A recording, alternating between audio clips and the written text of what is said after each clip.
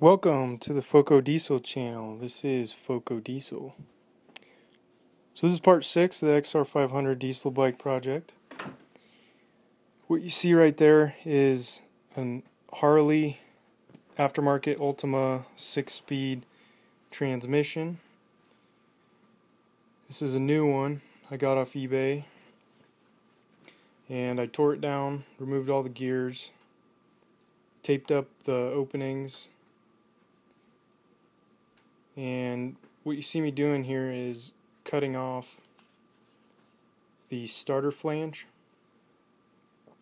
Reason being is the Ferryman diesel I've got has a starter motor on it, and it just made logical sense to use the diesel starter because I don't even know if a Harley starter would turn over to the single cylinder diesel.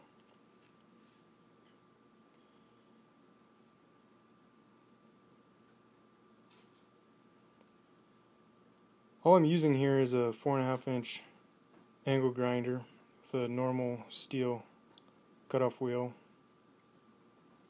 which absolutely works terribly on aluminum.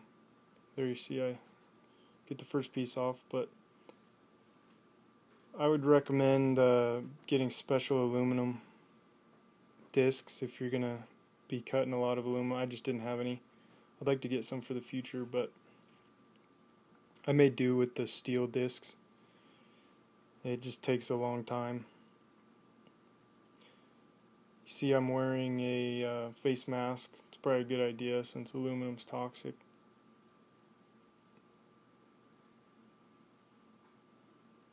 I pretty much just made 2 straight cuts.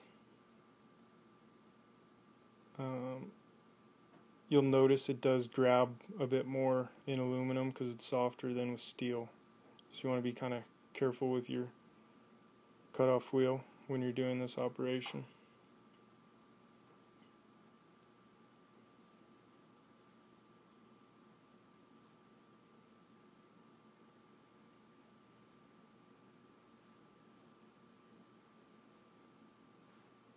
This transmission really worked out well for this project.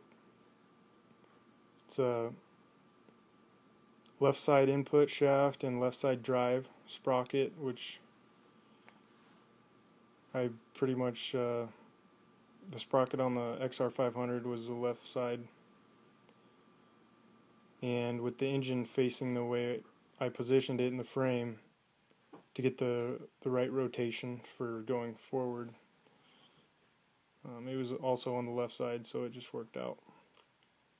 One thing you'll see in the next few videos is in these Harley transmission, the input shaft sticks out quite a ways due to the fact that the clutch is mounted right on this transmission.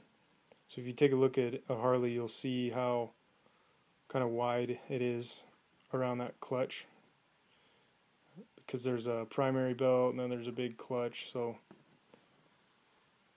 you'll see in the next few videos how I overcome this, because I want to have a narrower bike that I can have narrower foot pegs. I just thought it'd look a little ridiculous if I had really wide foot pegs, especially because you'll see also how I position this transmission in the frame. It's quite high up. It's actually stacked above the engine cylinder head. And where on a Harley or something you can get away with that wide clutch, just having wide foot pegs, if I were to do it on this bike arrangement, it would be right around my knees or above my knees to my thighs, and it would just stick out way too far. You wouldn't be able to stand up and ride it like a dirt bike. Here I'm using a flap disc to just finish it off, smooth it down so it looks like there never was a starter flange on this. Earlier I tried a normal grinding disc and that just didn't work at all, but a coarser grit flap disc worked pretty well. You also see I ordered a polished version of this transmission. You can get it natural finish, which is just the cast aluminum, polished like this or a black version. And the reason I got polished was it'll be easier for me to match the finish after cutting that flange off. And I plan on painting this case before I'm all done with the project, and so I can match the polish better under paint than I could with a natural finisher or something. You can get these transmissions, this 6-speed, for like under $700 shipped. It might have been under $800 shipped, but that's a pretty good deal considering it's a 6-speed, it's all brand new, and these transmissions are known to be really stout. So if you're doing a custom bike, it's a pretty good platform to start with if you've got left side drive, or left side input, I should say.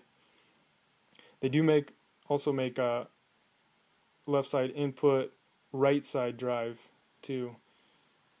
That might work for some of your projects.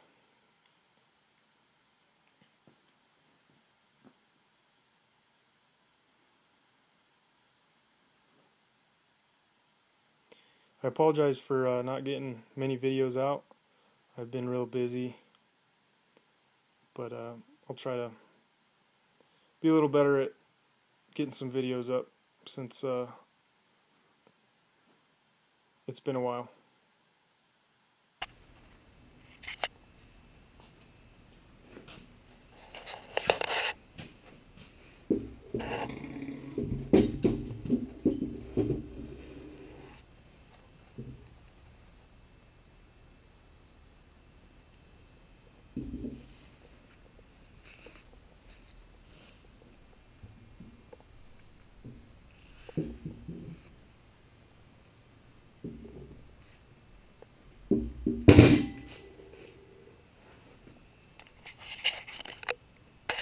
Well, please rate, comment, and subscribe. Thank you.